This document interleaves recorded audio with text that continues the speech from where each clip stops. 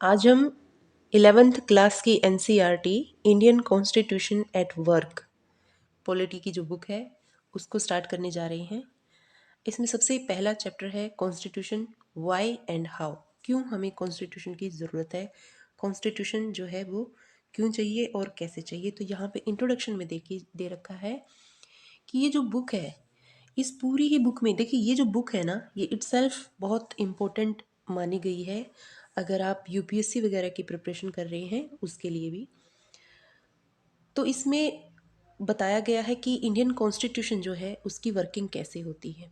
Okay, इस chapter में basically जो हम अभी बात करने वाले हैं, यही बात जो है डिटेल में बताई जाती है कि इंडियन कॉन्स्टिट्यूशन जब स्टार्ट हम करते हैं तो सबसे पहले हमारे माइंड में ये क्वेश्चन आता है कि इंडियन कॉन्स्टिट्यूशन की ज़रूरत, कॉन्स्टिट्यूशन किसी भी कंट्री में कॉन्स्टिट्यूशन की बेसिक ज़रूरत क्या होती है। सो आप you will read information about various aspects of working of our constitution. हमारा कॉन्स्टिट्यूशन कैसे काम करता है, मतलब क्या है कि ये स्टैटिक है, ये फ्लेक्सिबल है कि रिजिड है, ये लिविंग डॉक्यूमेंट है तो कैसे है, ये सब हम डिटेल में इस बुक में पढ़ने वाले हैं। You will learn about the various institutions of the government. अब देखिए ये इसी चैप्टर में जानेंगे कि गवर्नमेंट की ज़रूरत कहाँ पे पड़ती है और गवर्नमेंट के अलग अलग इंस्टीट्यूशंस कौन से हैं in our country and the relations with each other. ठीक है, तो बेसिकली यहाँ पे गवर्नमेंट का मतलब होता है तीन भाग जो होते हैं गवर्नमेंट के, यानी कि एग्जीक्यूटिव, जुडिशरी एंड लेजिस्लेचर। ये तीनों का ही रिलेशन आपस में कैसे रहता है ये सब हम जानेंगे। But before you begin to read about elections, governments and presidents and prime ministers, it is necessary to understand that the entire structure of the government and the various principles that bind ये तीनों ही जो institutions की हमने बात की हैं government के, have their origin in the constitution of India. तो इनके बारे में कहाँ लिखा गया है कि एक दूसरे के ऊपर डिपेंडेंट है, कौन किसके काम को कैसे इंटरप्रेट कर सकता है, कितनी उनके लिमिट्स हैं, ये सब बताया गया है कॉन्स्टिट्यूशन में, जो कॉन्स्टिट्यूशन जो हमारा एक डॉक्यूमेंट है उसके अंदर। ठीक है, तो हम देख लेते हैं कि ये चैप्टर जैसे ही आपका फिनिश होगा तो you will be able to answer some questions. जैसे आप ये बता पाएंगे कि कॉन्स्टिट्यूशन का मतलब क्या है, आप ये बता पाएंगे कि कॉन्स्टिट्यूशन का एक समाज में, एक सोसाइटी के अंदर क्या स्थान है, क्या रोल है। How constitution govern the allocation of power in society. Society के अंदर जो पावर का डिस्ट्रीब्यूशन है वो कॉन्स्टिट्यूशन ने डिसीजन मेकिंग बॉडी किसको बनाया है। And what was the way in which the constitution of India was made. किस हिसाब से, कौन सा तरीका अपनाते हुए कॉन्स्टिट्यूशन को हमारे जो कॉन्स्टिट्यूशन मेकर्स थे उन्होंने कौन सा मीन्स जो है वो अख्तियार किया था। तो सबसे पहला क्वेश्चन है why do we need a constitution. हमें संविधान की ज़रूरत क्या है और क्यों है। तो देखिए जब भी हम कॉन्स्टिट्यूशन पढ़ते हैं या पढ़ाते हैं तो सबसे पहला जो क्वेश्चन आता है बच्चों के दिमाग में वो ये होता है कि भाई कॉन्स्टिट्यूशन यानी संविधान जो है वो है क्या और उसका हमारी लाइफ पे क्या इम्पैक्ट पड़ता है। तो यही हम देख लेते हैं। सबसे पहले what is a constitution, what are its functions, इसके फंक्शंस, इसके कार्य क्या हैं, what role does it perform for a society, समाज में ये क्या रोल प्ले करता है। How does a constitution relate to our daily existence, हमारी डेली लाइफ पे कॉन्स्टिट्यूशन का क्या असर पड़ता है। Answering these question is not as difficult as you might think. हमें लगता है ना कि बहुत बवंडर ही इसका कुछ आंसर होने वाला है, लेकिन ऐसा नहीं है। तो सबसे पहले कॉन्स्टिट्यूशन अलाउ करता है कोऑर्डिनेशन एंड एश्योरेंस। अब इसका क्या मतलब है कोऑर्डिनेशन, किसके बीच में कोऑर्डिनेशन, कौन कौन है जिसके बीच में कोऑर्डिनेशन की बात कॉन्स्टिट्यूशन को समझाने के लिए यहाँ की गई है। तो इसके लिए आपको थोड़ा सा इमेजिन करना पड़ेगा कि मान लीजिए एक बहुत बड़ा ग्रुप है। ठीक है, बहुत बड़ा ग्रुप है और आप उस ग्रुप के मेंबर हैं। अच्छा, ये जो ग्रुप है इसमें डाइवर्सिटी, भिन्नताएं बहुत ज़्यादा है। कैसे, on the basis of language, अलग अलग लैंग्वेज के लोग हैं, अलग अलग रिलीजन के लोग हैं, अलग अलग कास्ट के लोग हैं, अलग अलग कल्चर के लोग हैं। ठीक है, हिंदू, मुस्लिम, जैन, सिख, ये सब। अब ऐसे ग्रुप में बिना किसी सेट ऑफ रूल्स के गवर्न करना, या ये बोले कि ये जो पूरा ग्रुप है इसकी फंक्शनिंग डिपेंड करती है कि कुछ पर्टिकुलर रूल्स फॉलो किए जाए हर एक इंडिविजुअल के द्वारा। ठीक है, नहीं तो ये बंदा अपनी मनमानी करेगा, ये अपनी मनमानी करेंगे। तो इससे क्या होगा कि सामंजस्य नहीं बैठेगा, कोऑर्डिनेशन नहीं होगा, तो ये ग्रुप जो है ज़्यादा दिन तक एग्जिस्ट नहीं कर पाएगा। तो इसकी एग्जिस्टेंस के लिए क्या चाहिए? कोऑर्डिनेशन चाहिए आपस में। ये जितनी भी डाइवर्सिटी हमने बताई है, इसमें क्या चाहिए? कोऑर्डिनेशन एंड अश्योरेंस, एक दूसरे के ऊपर ट्रस्ट, विश्वास चाहिए। ठीक है, और यही चीज़ हमें प्रोवाइड करवाता है कॉन्स्टिट्यूशन। तो कॉन्स्टिट्यूशन हमारा क्या करता है? कॉन्स्टिट्यूशन अलाउ करता है कोऑर्डिनेशन एंड अश्योरेंस। ठीक है, किसके बीच में? जितना जो इंडिया एज अ कंट्री बहुत ही डाइवर्स कंट्री है इंडिया, ठीक है, तो उसके अंदर जो है अश्योरेंस और कोऑर्डिनेशन हमारा कॉन्स्टिट्यूशन अलाउ करता है, और इसीलिए हम आराम से सौहार्द से रह पाते हैं एक दूसरे के साथ। तो इसको समझाने के लिए देखिए, आपको बोला गया है कि भैया इमेजिन कर लीजिए अपने आप को एक member of a reasonably large group, बहुत बड़ा ग्रुप है, क्योंकि India is a very on the basis of diversity is big country. Further imagine, आगे इमेजिन कीजिए कि ये जो ग्रुप है ना, हैज़ द फॉलोइंग करेक्टरिस्टिक। क्या करेक्टरिस्टिक्स है? कि भैया इसके मेंबर्स जो हैं इस ग्रुप के आर डाइवर्स, विभिन्न हैं। वो किस मामले में? वेरियस वेज, बहुत सारे तरीके से। कैसे? अभी मैं बता चुकी हूँ, डिफरेंट रिलीजन्स हैं, ठीक है, some are Hindu, some are Muslim, Christian, some perhaps profess, या कोई ऐसा भी है जो किसी भी रिलीजन को, किसी भी धर्म को नहीं मानता हो। They are also varied in many different aspects.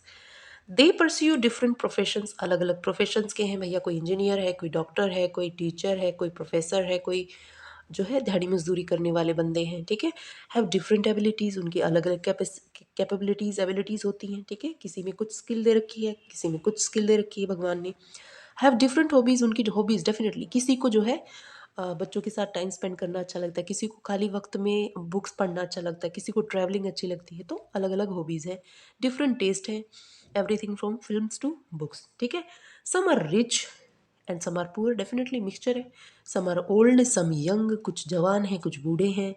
ठीक है, imagine further that group of this member, sorry members of this group, उल्टा बोल गई, are likely to have disputes. Definitely, अब इतना डाइवर्स जो है, एक छोटे से घर में देखो कितनी डाइवर्सिटी होती है, बहुत मिनिमल। एक घर के अंदर दादा दादी हैं बूढ़े, फिर मम्मी पापा हैं, फिर चिल्ड्रन होते हैं। तो ये डाइवर्सिटी, इनकी एज की जो डाइवर्सिटी है, ठीक है, लेकिन फिर भी ना कहीं डिस्प्यूट की कंडीशन आ जाती है। तो सोचिए, इतना बड़ा ग्रुप अगर है तो उसमें डिस्प्यूट होने की संभावना तो बहुत ज़्यादा हो जाती है, अलग अलग एस्पेक्ट जो हैं उनको लेके। ठीक है, कोई बोलेगा भैया हमारे धर्म को ही माना जाए, कोई बोलेगा भैया ये वस्त्र ना पहने जाए, ऐसा किया जाए। How much property should one be allowed to own, किसी के पास कितनी प्रॉपर्टी होनी चाहिए? Should it be compulsory that every child be sent to school, और should the parents be allowed to decide? है ना, कोई माँ बाप बोले नहीं नहीं, हमें तो अपने बच्चे से जो है ना स्टार्टिंग से ही क्या करवाना है, पैसे हमारे पास कम है तो ये जो है इसको हम दिहाड़ी मजदूरी करवाएंगे, तो कौन रोक लगाएगा उन चीज़ों पे? ऐसे तो हर एक जो है अपनी मनमानी चलाने लग जाए। How much should this group spend on it's safety and security, अपनी सेफ्टी सिक्योरिटी। सेफ्टी सिक्योरिटी का मतलब क्या है? कि इंडिया इज़ अ कंट्री जो है, इसकी सेफ्टी और सिक्योरिटी ये तो पूरे उस ग्रुप को ही डिसाइड करना है ना, है कि नहीं? इसीलिए तो फोर्सेस चाहिए हमें। Okay, so or should it build more parks instead? Should the group be allowed to discriminate against some of its members? Discrimination, एक दूसरे के साथ भेदभाव, एक ग्रुप के एक एक कुछ जो ग्रुप है छोटा पूरे बड़े ग्रुप में, उसके साथ भेदभाव ना हो, है ना? तो इसीलिए हमें कॉन्स्टिट्यूशन चाहिए भाई। Every question will elicit a variety of answers from different people, but for all their diversity this group has to live together. कितनी भी डाइवर्सिटी हो भले, साथ में तो रहना ही है उनको। They are dependent upon each other in various ways. कैसे भाई? भैया जो टेलरिंग का काम करता है वो कपड़े सीता है, ठीक है, जो धोबी है वो कपड़े धोता है, समझ गए, जो कोबलर है, या सबका अपना अपना स्थान है एक सोसाइटी में, एक ग्रुप में, और वो एक दूसरे के ऊपर डिपेंडेंट है। ओके, इसी को सोसाइटी बोलते हैं। They require the cooperation of each other, है कि नहीं? तो इंसान जो है वो एक सामाजिक प्राणी है, इसीलिए तो बोला जाता है, क्योंकि वो एक दूसरे के ऊपर डिपेंड होता है अपनी नीड्स को फुलफिल करने के लिए। What will enable the group to live together peacefully? अब देखो, अलग तो ही रह नहीं सकते, साथ रहना है। अब पीसफुली, शांति से रहें, ये कौन बताएगा और कैसे ये संभव हो पाएगा? ठीक है, one may say that perhaps members of this group can live together if they can agree or to some basic rules. Why will the group need certain basic rules? तो डेफिनेटली साथ रहना है, कोऑर्डिनेशन में काम करना है, तो कुछ बेसिक रूल्स को उस पूरे ग्रुप के मेंबर्स को फॉलो करना होगा. Okay, think of what would happen in the absence of basic rules. ये बेसिक रूल्स जो हैं ये अगर ना हो तो क्या होगा? तो होगा ना क्या भाई, डिसइंटीग्रेशन हो जाएगा, है ना. Every individual would be insecure simply because they would not know what members of this group could do to each other. अब देखिए, आपकी क्लास में ही एक बच्चा जो है दूसरे बच्चे को पीट दे, ठीक है, तो ये अलाउड नहीं है ना. तो ये रूल है कि ऐसा नहीं करना चाहिए, हाथापाई नहीं करनी चाहिए आपको, है ना. अगर ऐसा होने लग जाए कि कोई रूल्स ही ना हो तो फिर तो ताकतवर ही जो है वो कमज़ोर को बेचारे को पीटते चले जाएंगे. ओके, आई थिंक कि आप समझ पा रहे हैं. So any group will need some basic rules that are publicly promoted, सब ने माना हो उनको, and are known to all members of that group to achieve a minimal degree of coordination. Coordination बना रहे सोसाइटी के अंदर, ग्रुप के अंदर, किसी ऑर्गेनाइजेशन के अंदर, इसीलिए set of rules, basic rules का एक सेट जो होता है वो उनको फॉलो करना होता है. But these rules must not only be known. ये सिर्फ जानने के लिए रूल्स नहीं है भैया, फॉलो भी करने पड़ेंगे. फॉलो नहीं करेगा तो क्या होगा? They must also be enforceable. तो आपके पास कुछ ऐसी संस्था होगी जो उनको लागू करवाने में आपको हेल्प करेगी. जैसे अगर हमारे फंडामेंटल राइट्स जो हैं वो उनका हनन होता है किसी भी स्थिति में, तो हम डायरेक्टली सुप्रीम कोर्ट जा सकते हैं. ठीक है, तो इसका मतलब फंडामेंटल राइट्स जो हैं वो एनफोर्सिएबल हैं. ठीक है, उनको फोर्स में हम ऐसे ला सकते हैं. Clear? Okay, so if citizens have no assurance, अगर जो नागरिक रह रहे हैं हमारे जो किसी भी कंट्री में, हैव नो अश्योरेंस, उनको अगर अश्योरेंस ही नहीं है, उनको अगर श्योरिटी ही नहीं है that others will follow these rules. कोई बोल दे भैया ये तो नहीं कर रहा, मैं अकेले क्यों करूँ रूल फॉलो, है ना, तो सबको करना पड़ेगा equally. They will themselves have no reason to follow these rules. तो वो खुद क्यों करेंगे? Saying that the rules are legally enforceable gives an assurance to everybody. Legally enforceable है, वो फोर्स में लाया जा सकता है, कानूनन उनको फोर्स में लाया जा सकता है. ठीक है, तो इससे क्या है, एश्योरेंस मिलता है किसको? हर एक को जो इस सोसाइटी में रहता है. क्या? That others will follow this, कि दूसरे भी इसको फॉलो करेंगे, नहीं तो उनको भी सजा मिलेगी. For if they do not do so they will be punished. Definitely. समझ में आया?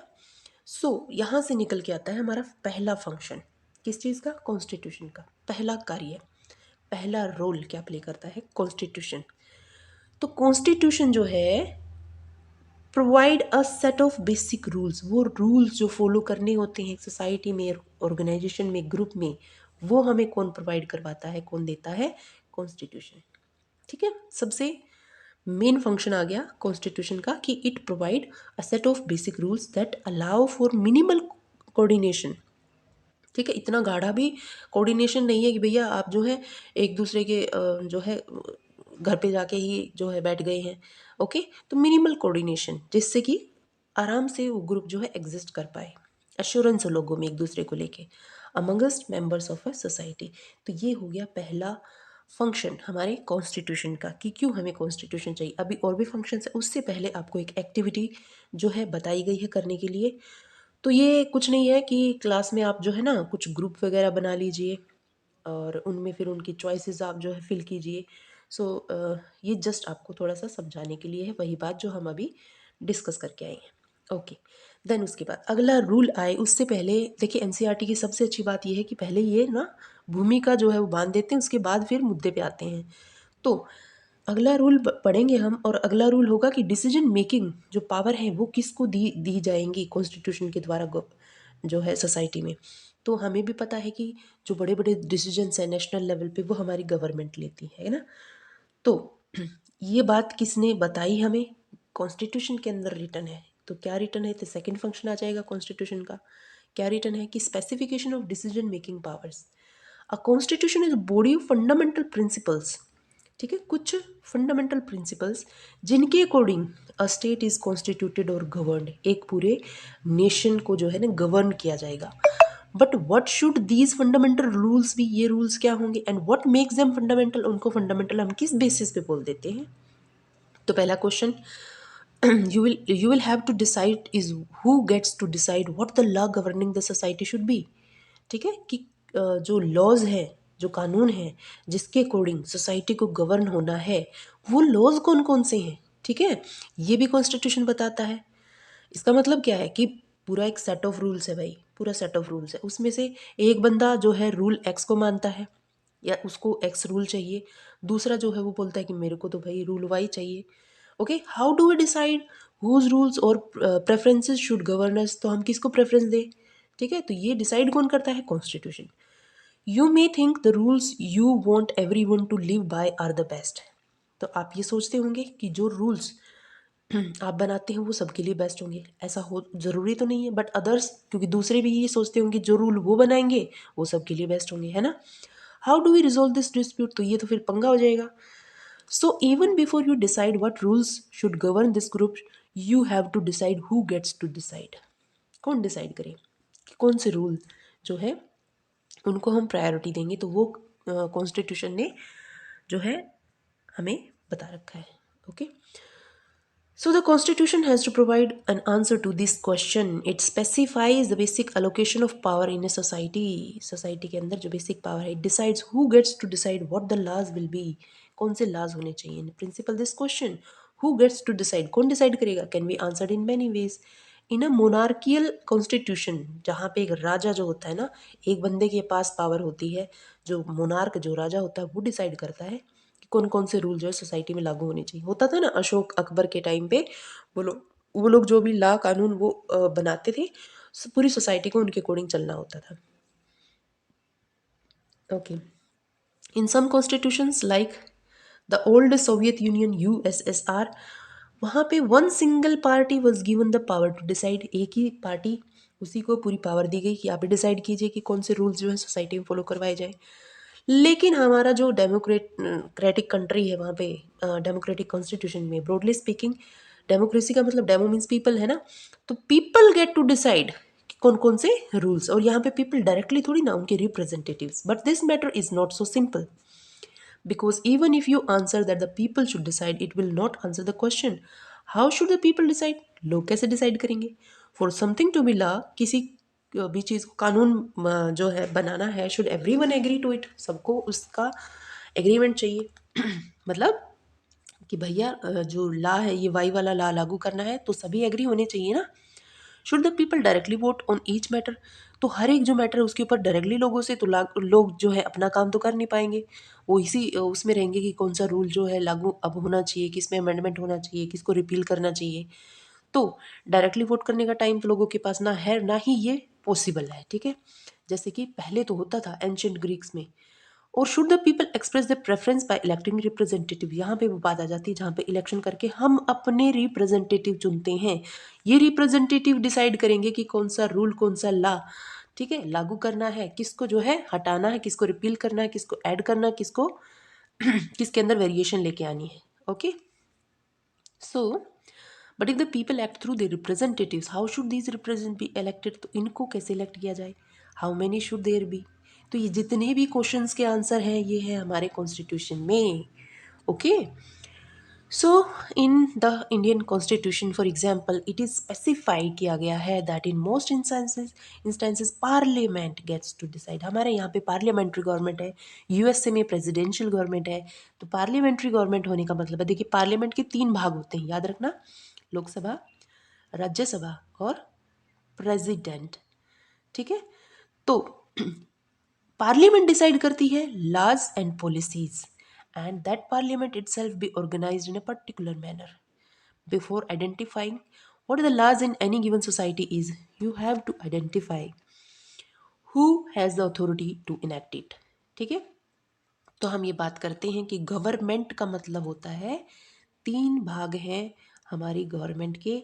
एक होता है, एक का काम होता है कानून बनाने का, एक होता है इनैक्ट यानी लागू करने का, और एक होता है ये देखने का कि इन दोनों ने अपना काम ठीक से किया कि नहीं। तो जो कानून बनाते हैं उसको बोलते थे हम लेजिस्लेचर, पार्लियामेंट। ठीक है, जो लागू करते हैं पार्लियामेंट में जो एग्जीक्यूटिव्स होते हैं जो लागू करवाते हैं करते हैं। और तीसरा होता है जुडिशरी, ये देखती है कि क्या ये दोनों अंग जो हैं गवर्नमेंट के ढंग से काम कर रहे हैं, यानी वॉच डॉग। ठीक है, so who has the authority to enact it? If parliament has the authority to enact laws, ठीक है, there must be a law that bestows this authority on parliament in the first place. This is the function of the constitution. It is an authority that constitutes government in the first place. तो ये सब लिखा गया, ये authority किसको है कि भैया कौन जो है ला बनाएगा, कौन लागू करेगा, कौन उसको देखेगा, ये सब लिखा गया कॉन्स्टिट्यूशन में। तो यहाँ पे आ जाता है second function of constitution.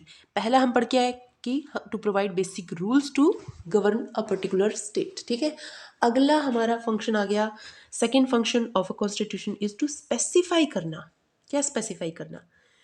Who has the power to make decision in the society? Parliament बता रखा है कॉन्स्टिट्यूशन में, it decides how the government will be constituted. Government के कितने अंग होंगे ये सब बताने का काम है हमारा कॉन्स्टिट्यूशन का। Clear? Okay, now limitations on the powers of government. अब गवर्नमेंट यहाँ इन्होंने बना तो दी, अब लिमिटेशंस कि भैया जो गवर्नमेंट है ना वो डिक्टेटर ना बन जाए, ठीक है। जो सिटीजन्स हैं उनकी भावनाओं का, उनके जो वेलफेयर है उसका ध्यान रखें। तो इसीलिए कुछ लिमिटेशंस जो है उनकी पावर पे लगाई गई हैं बाय कॉन्स्टिट्यूशन। ओके, तो यही बात पढ़ेंगे हम इसमें। But this is clearly not enough. Suppose you decided who had the authority to make decisions, but then this authority passed laws that you thought were patently unfair. मान लो आपने authority बना दी कि भैया ये जो है ये लॉ बनाएगी, लेकिन अगर ऐसे लॉ बना दे वो अथॉरिटी जो आपको लगता है कि वो अनफेयर है या अनफेयर हो भी, तो तो भी उसको उसका उसके ऊपर शिकंजा कसा गया है किसके द्वारा? कॉन्स्टिट्यूशन के द्वारा। क्यों? It prohibited you from practising your religion. For instance, इसने एग्जाम्पल देके बताया कि मान लो वही अथॉरिटी बोल दे कि भैया आप अपना रिलीजन, अपना धर्म जो है नहीं मानेंगे, है ना, तो ये लिमिटेशन है कि भैया आप वो ऐसा नहीं कर सकते। कॉन्स्टिट्यूशन ये बोलता है कि आप अपनी हद में रहें, ठीक है। आप किसी भी सिटीजन को, मैंने बोल रखा है कॉन्स्टिट्यूशन में लिखा गया है कि सेक्युलर है, तो आप किसी भी धर्म के ऊपर ऐसे पाबंदी नहीं लगा सकते हैं, ठीक है। तो जो भी अथॉरिटी जो है लॉ बनाने के लिए कॉन्स्टिट्यूशन ने बनाई है, वो उसके ऊपर लिमिटेशंस भी कॉन्स्टिट्यूशन ही रखता है। Okay, of a certain colour prohibited, कि आप इस कलर का जो है कपड़ा नहीं डाल सकते हैं या ऐसा कुछ। तो इसको लेके मान लो कल को पार्लियामेंट जो है कोई भी लॉ बना दे तो वो नहीं कर सकते हैं, ठीक है। ओके, और उनको ये करने से कौन रोकता है? कॉन्स्टिट्यूशन तो एक डॉक्यूमेंट है ना एक। तो कॉन्स्टिट्यूशन का गार्जियन कौन है? जुडिशरी है। तो जुडिशरी बेसिकली एक्शन लेगी इस केस में कि भैया कॉन्स्टिट्यूशन में ये तो लिखा ही नहीं गया, आप तो जो है इसका बेसिक स्ट्रक्चर को ही खराब किए जा रहे हो, ठीक है। सो it prohibited you from practicing your religion or enjoined that clothes of certain color were prohibited or that you were not free to sing certain songs। अगर मान लो ऐसा कोई कानून तो वो नहीं निकाल सकते, ठीक है। आई होप इतना आपको समझ आ गया है। और that people will belong to particular group, किसी भी कास्ट के रिलीजन के जो लोग हैं would always have to serve others and would not allow to retain any property. ऐसा भी कोई कानून नहीं पास कर सकती है हमारी पार्लियामेंट। और that government could arbitrary arrest someone, मतलब मनमानी से किसी को भी अरेस्ट कर ले। और that only people of a certain skin color, है ना, would be allowed to draw water from wells। you would obviously think these laws were unjust and unfair। तो ऐसा अगर करेंगे, ऐसा नहीं कर सकते हैं, ऐसा करेंगे तो क्या किया जाएगा? उनके खिलाफ एक्शन। मतलब पार्लियामेंट ऐसा नहीं कर सकती है, बेसिकली आपको ये समझाया गया है, ठीक है। And even though they were passed by a government that had come into existence.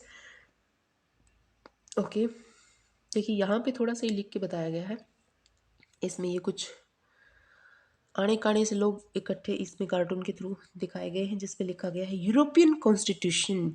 और लिखा गया है countries of European union, EU countries tried to create a European constitution. The attempt failed. Here is a cartoonist impression of this attempt. Does this always happen in any constitution making? कई बार हुआ है ऐसा कि कई कई बार जो है ना फ्यूडिंग फादर्स, कई कई बार जो है कॉन्स्टिट्यूशन बनाने की कोशिश हुई, जैसे नेपाल में ही। ओके, सो हाँ, तो क्या था यहाँ पे?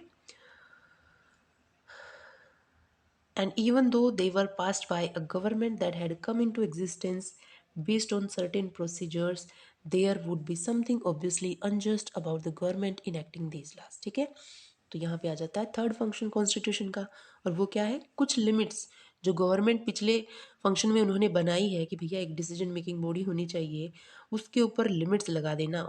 On what a government can impose on it's citizens, limitations उसकी भैया आप अपने दायरे में रख के काम करेंगे, ठीक है। These limits are fundamental in the sense that government may never trespass them, कि गवर्नमेंट उनको क्रॉस करके आपके जो मौलिक जो अधिकार है उनका खनन नहीं कर सकती, ठीक है, आपके जो फंडामेंटल राइट्स हैं उनको ब्रीच नहीं कर सकती गवर्नमेंट। ये है third function of Indian constitution. ठीक है, तो एक फंक्शन और रह जाता है अभी, चलो इसको निपटा ही देते हैं। So constitution limit the power of government in many ways. ठीक है, the most common way of limiting the power of constitution government is to specify certain fundament. तो फंडामेंटल राइट्स दे दिया हमें, भैया ये लिमिटेशन है कि गवर्नमेंट जो है आपके जो फंडामेंटल राइट्स हैं ना उनको ब्रीच नहीं कर सकती, that all of us possess as citizens and which no government can ever be allowed to violate. The exact content interpretation of these rights varies from constitution to constitution, but most constitution जितने भी world के हैं will protect a basic cluster of rights. Citizens will be protected from being arrested, कि किसी को भी उठा के आप जेल में नहीं डाल सकते हो बिना किसी रीज़न के। This is one basic limitation upon the power of government. ठीक है, citizens will normally have the right to have some basic liberties. भैया आप कहीं पे भी, आपको बोलने का हक है, आपको जो है ना फ्रीडम ऑफ कंसाइंस, आप किसी भी चीज़ को, किसी भी धर्म को मानते हो, बिलीफ है आपका उसमें, तो आप उसको मान सकते हो। फ्रीडम ऑफ एसोसिएशन, आप आपने जो है ग्रुप बना सकते हो। Freedom to conduct a trade और बिजनेस, कोई भी आप व्यापार कर सकते हो अपनी आजीविका अर्जन के लिए। In practice these limits, these rights can be limited during times of, लेकिन नेशनल इमरजेंसी। ठीक है, आर्टिकल 352 के तहत जो नेशनल इमरजेंसी लगती है on the basis of external aggression या फिर इंटरनल डिस्टर्बेंसेस, तब आपके कुछ फंडामेंटल राइट्स को जो है ना खनन किया जा सकता है, हटाया जा सकता है। ठीक है, जैसे फ्रीडम ऑफ मूवमेंट रोक दिया जाता है उस टाइम पे। ओके, तो कॉन्स्टिट्यूशन ने बोल रखा है कि भैया वैसे तो नहीं रोक सकती गवर्नमेंट, लेकिन अगर नेशनल इमरजेंसी लग गई है तो रोक सकती है। ऐसा हुआ भी है ना 1975 टू 77, इंदिरा गांधी गवर्नमेंट ने इमरजेंसी लगाई थी इंडिया में। ठीक है, and the constitution specifies the circumstances under which these rights में बी रिटर्न। तो कॉन्स्टिट्यूशन ने बता दिया है कि भैया इस टाइम पे तो आप जो है जो फंडामेंटल राइट्स, सब सारे के सारे नहीं, कुछ ओके, जैसे right to life and liberty है, उसको तो किसी भी कंडीशन में, चाहे कोई सी भी इमरजेंसी हो, नहीं हटाया जा सकता ना। राइट टू लाइफ तो है ही सबके पास। Okay, aspirations and goals of society. अब देखिए, अब जो गवर्नमेंट है वेलफेयर सोसाइटी बनाने के लिए, वेलफेयर स्टेट बनाने के लिए, कि हम क्या बनना चाहते हैं वो हमारी मदद करेंगे। ठीक है, as a society. So most of the older constitutions limited themselves largely to allocating decision making power. जो ओल्डर जो कॉन्स्टिट्यूशन थे ना उसमें जो है इनकी जो गवर्नमेंट थे, डिसीजन मेकिंग पावर का ही काम था सिर्फ। ठीक है, and setting some limits to government power, but many 20th century constitution, जिसमें इंडियन कॉन्स्टिट्यूशन भी जो है एक बहुत अच्छा एग्जाम्पल है, also provide an enabling framework for the government to do certain positive things. भैया गवर्नमेंट सिर्फ डिसीजन मेकिंग पावर ही नहीं है, ठीक है, बल्कि कुछ पॉजिटिव थिंग्स करें, किसके लिए, सोसाइटी के लिए। कौन सोसाइटी के लिए क्या करें भैया, सोसाइटी के अपने कुछ गोल्स होते हैं। जैसे हमारा क्या गोल है एज ए सोसाइटी, कि हमें ऐसे ही सोसाइटी बनानी है जहाँ पे कि ऐसा समाज चाहिए जहाँ पे कोई एक धर्म की मान्यता ना हो, हर धर्म के लोग रह सके, एक तरह से कहा जाए सेक्युलर। और ये जो एस्पिरेशन है हमारी, we aspire to become what, we aspire to become a secular country. तो इस एस्पिरेशन को अचीव करने में गवर्नमेंट हमारी मदद करे, ये जो है गवर्नमेंट का एक एक्स्ट्रा फंक्शन आ जाएगा। ठीक है, सो ये कौन बताएगा, इंडियन कॉन्स्टिट्यूशन। ओके, तो यहाँ पे इंडियन कॉन्स्टिट्यूशन की इनोवेशन देखने को मिलती है, नयापन देखने को मिलता है। ठीक है, क्योंकि 20th सेंचुरी का है ना ये। Societies with deep interest inequalities of various kinds will not only have to set limits on the power of government, they will also have to enable and empower the government to take positive measures to overcome forms of inequality and deprivation. जो भी inequality समाज में फैली हुई है, जो भी deprivation जो है, कमी जो फैली हुई है, उसको दूर करने का काम भी है गवर्नमेंट का ही। ठीक है, for example India aspires to be society, India कैसे सोसाइटी बनना चाहता है, that is free of caste discrimination, जहाँ पे कास्ट को लेके भेदभाव न किया जाए। If this is our society's aspiration, अगर ये हमारी सोसाइटी का एस्पिरेशन है, एक तरह से गोल है, तो government will have to be enabled. तो गवर्नमेंट को ये दिया गया है पावर और empowered to take all the necessary steps, जितने भी ज़रूरी जो कदम है वो उठाने चाहिए, ताकि हम इस हमारा जो सोसाइटी का गोल है उसको हम अचीव कर पाए। In a country like South Africa which had a deep history of racial discrimination, है ना, जो अपार्थेड हमने पढ़ा है, और जो होता था साउथ अफ्रीका में रंग भेद, तो बहुत लंबी हिस्ट्री रही है उसकी। सो इसका जो कॉन्स्टिट्यूशन बना है टू इनेबल द गवर्नमेंट, उसने गवर्नमेंट को जो है क्या एक अलग से रोल दिया कि टू एंड रेशियल डिस्क्रिमिनेशन नहीं होना चाहिए, ये आप ध्यान रखेंगे, कॉन्स्टिट्यूशन ने ये बता रखा है गवर्नमेंट को, ठीक है। मोर पॉजिटिवली, अ कॉन्स्टिट्यूशन में enshrine the aspiration of a society, ठीक है।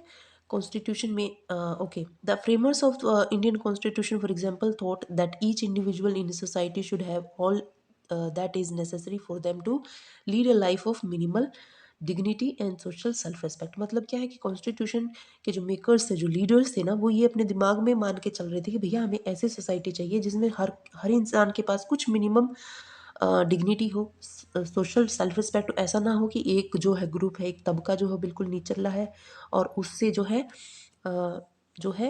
अनहेल्दी काम करवाया जा रहा है या ऐसा कुछ, ठीक है, जो पहले होता था। Minimum material wellbeing, education etcetera, तो उनको भी एजुकेशन मिलनी चाहिए, उनकी भी कुछ मटेरियल वेलबींग मतलब उनको खाने पीने की वस्तुएं जो है वो प्रोवाइड होनी चाहिए, नो मैटर कि वो गरीब है कि क्या है। Indian Constitution enables the government to take positive welfare measures, some of which are legally enforceable. अब यहाँ पे देखिए, कुछ तो है लीगली एनफोर्सेबल, जैसे कि अ, जो है आर्टिकल 21 में ही एक और क्लोज जोड़ा गया 21A, जिसमें बोला गया राइट टू एजुकेशन, ठीक है। तो ये फंडामेंटल राइट बना दिया गया, ओके। तो ये किसका काम है अभी, गवर्नमेंट का, ठीक है, ताकि हमारी जो है सोसाइटी एक अच्छी सोसाइटी उभर के आए, ओके। तो ये तो है एनफोर्सिबल, ठीक है। इनको तो फोर्स करके अगर ऐसा नहीं करती है गवर्नमेंट तो हम सुप्रीम कोर्ट या जुडिशरी के पास जा सकते हैं। कुछ एनफोर्सिबल भी है, वो कौन से हैं, तो वो होते हैं फंडामेंटल राइट के बाद जो अगला पार्ट आता है वो है डीपीएसपी, यानी directive principles of state policy, यानी राज्य के नीति निर्देशक सिद्धांत, जिसके अंदर कुछ निर्देश दिए गए हैं गवर्नमेंट को कि भैया आप एक वेलफेयर सोसाइटी क्रिएट करने के लिए ये कदम उठाइए। उसी के अंदर बताया गया कि आंगनवाड़ी होनी चाहिए, बुजुर्ग लोगों की पेंशन होनी चाहिए, पंचायत होनी चाहिए, जिसको बाद में जो है अलग से ऐड किया गया, ठीक है। तो ये है नॉन एनफोर्सेबल, मतलब ये जो चीज़ें दी गई है ना डीपीएसपीज में, इसके लिए आप जो है सुप्रीम कोर्ट में नहीं जा सकते, जुडिशरी के पास नहीं जा सकते। ये जस्ट उसको एक डायरेक्शन दी गई है गवर्नमेंट को कि आपको एक वेलफेयर सोसाइटी बनाने के लिए ये कदम उठाने चाहिए, ठीक है। आई होप कि एनफोर्सिबल और नॉन एनफोर्सिबल ये जो है लिखा गया है कि positive welfare measures, some of which are legally enforceable. As we go on studying the Indian Constitution, we will find that such enabling provisions have the support of the preamble. Definitely, preamble के अंदर लिखा गया है to our constitution, and these provisions are found in the sections of fundamental rights. कौन कौन से, जो enforceable है, और जो नॉन एनफोर्सिबल है वो हो जाएंगे directive principles of state policy, also enjoin government to fulfil certain aspirations of the people. लेकिन फ़र्क क्या है कि फंडामेंटल राइट्स जो है वो एनफोर्सिबल है और डायरेक्टिव प्रिंसिपल जो है वो नॉन एनफोर्सिबल है। क्लियर है, ओके। तो यहाँ से निकल आया हमारा फोर्थ फंक्शन, जो क्या बोलता है, to enable the government to fulfil the aspirations of the society and create conditions, किसके लिए, ताकि एक जस्ट एंड वेलफेयर सोसाइटी बनाई जा सके, ओके। तो आई थिंक पीछे थोड़ा सा हमारा कुछ हम यहाँ पे देखिए कार्टून के अंदर क्या बताया गया, रीड अ कार्टून, ठीक है, ये भी बहुत इंपॉर्टेंट होते हैं। तो देखिए क्या बोला जा रहा है कि यहाँ पे जो लोग हैं, एक साइड पे ये बोल रहे हैं जनगण मन और ये बोल रहे हैं वंदे मातरम, ठीक है। यहाँ पे ये लीडर क्या बताया जा रहा है कि ये यहाँ पे हमारे जो लीडर्स हैं जो कि कॉन्स्टिट्यूशन मेकर्स थे, ठीक है। तो दो constitution makers have to address themselves to very different aspiration, ये कुछ चाह रहे हैं, ये कुछ चाह रहे हैं, ठीक है। Here is Nehru trying to balance between different visions and ideologies. Can you identify what these different groups stand for, who do you think prevailed in this balancing act, ठीक है। तो क्या बोलना चाह रहा है कि यहाँ पे कुछ लोग अपना ही राग अलाप रहे हैं, इनके हाथों में आप जो है म्यूजिकल इंस्ट्रूमेंट्स देख रहे हैं, ये बिना इंस्ट्रूमेंट के गला फाड़ फाड़ के वंदे मातरम चिल्ला रहे हैं। तो यहाँ पे क्या किया जा रहा है कि इन दोनों के बीच में बैलेंस दिखाया गया है। यही बैलेंस जो है वो है कॉन्स्टिट्यूशन के अंदर, ठीक है, जिसमें हमने एस्पिरेशंस को निर्धारित किया गया है और जिनके अकॉर्डिंग कॉन्स्टिट्यूशन ने बोला है कि गवर्नमेंट को एज वेलफेयर स्टेट की तरफ और एक जस्ट सोसाइटी की तरफ जो है काम करना चाहिए। अगले वीडियो में हम देखेंगे enabling provisions of the constitution, fundamental identity of people और भी बहुत सारी चीज़ें। तो तब तक के लिए थैंक यू।